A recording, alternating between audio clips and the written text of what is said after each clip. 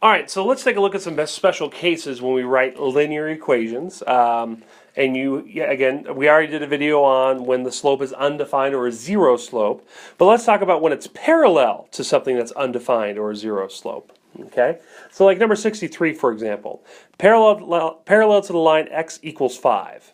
And again, students really it helps them if they see a visual here. Okay, so x equals 5, again, that means I put a point at x equals 5, and that's the only place its line touches, right? It won't touch the y-axis at all. It can only touch x at 5. That's the only thing it can touch. So parallel to x equals 5, right? So it has to be another undefined slope. So it has to be undefined somewhere else, and look, it tells you the point where it has to be undefined. Okay? So containing the point 4, comma 2. So 4 comma 2 is right here. So 4 comma 2. Right? And if it's parallel, it also has to go straight up and down. Okay?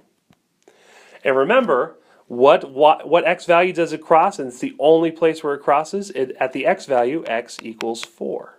Okay? So that would be how you would write the equation of a line if it's, again, undefined. Where does it cross? X equals 4. All right, so that's my undefined line. So the same thing would go for perpendicular at x equals 8. Okay, so I'll draw another set of lines here just so it's not too confusing. All right, so x equals 8. 1, 2, 3, 4, 5, 6, 7, 8. Okay, and again, it's perpendicular to the line x equals 8.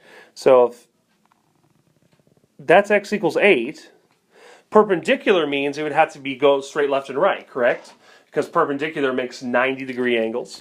So it is going to be a zero slope if it's perpendicular to x equals 8, but it contains the point 3 comma 4. Okay, so 3 comma 4. So 1, 2, 3, 1, 2, 3, 4.